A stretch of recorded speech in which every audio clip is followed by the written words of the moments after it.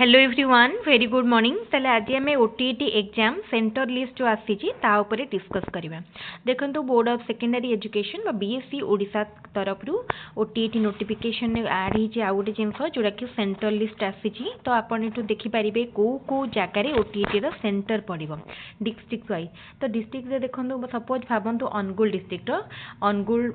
जमती ये रहा अनुगुल हाईस्कल जोटी 400 जन कैंडिडेट माने आमर बैलट होती sheet paper 1 and paper 2 both है टोटल 800 भाया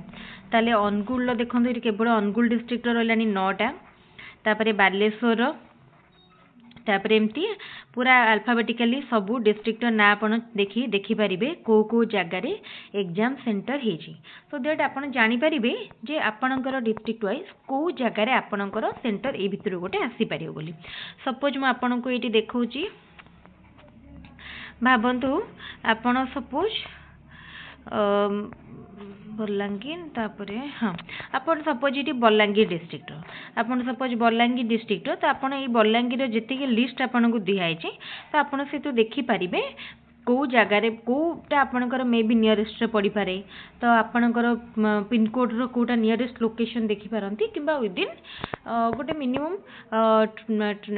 ट्रैवल रेंज भितर आसीपारे तो यहीटा सबु वर्ष रिलीज हुए प्रायतः मैं जहाँ भावुँ कारण सबु वर्ष तो ओटीईटी सेंटर लिस्ट आसेनी मोस्टली यहाँ पिलामानकर टिके कन्वीनियंस दि जाए कि जानीपर कौ जगार निजर एग्जाम आसब ठीक अच्छे आउ एक्जाक्ट लोकेशन तो आप एडमिट कार्ड आसीगला जानीपर एडमिट कार्ड भी मोस्टली यही दिने 2 दिन भितर 2-3 दिन भितर 10 तारीख भाया बोधे एडमिट कार्ड पाइबे 17 तारीख रे एग्जाम रो डेट भी आपणकर माने सेटा ही रहिबो डिसेंबर 17 चेंज होवार थिले तो मे भी आसी जाई थांता चेंज होवार पॉसिबिलिटी नाही तेनु आपण टार्गेट रखिकी डिसेंबर 17 को पढ़ा पढ़ी करंतु आउ या भितर ओ स्टेट रो भी नोटिफिकेशन आसी सारी आउ स्टेट रो अप्लाई डेट मध्य स्टार्ट ही जाइछि तेनु अप्लाई डेट आपणकर रहिबो 17 तारीख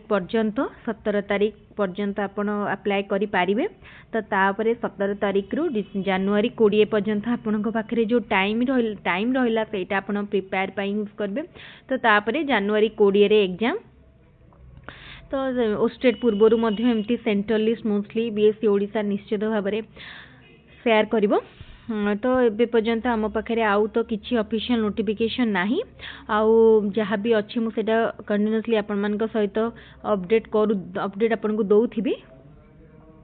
आउ जो मैंने टेलीग्राम चैनल आमर जॉइन करना से मैंने एबे ही जॉइन करनियंतु ओटीईटी लास्ट 10 दिन बहुत गुरुत्वपूर्ण आउ केमती भाव में आपण 10 दिन को प्रॉपर्ली यूटिलाइज करेंगे ताऊपर मुझे आउ गोटे वीडियो आनी आउ 10 दिन भी जो मैंने किसी भी पढ़ी ना 10 दिन भी जदि टिके पढ़े भल भाव में से क्वालिफाई करें ताले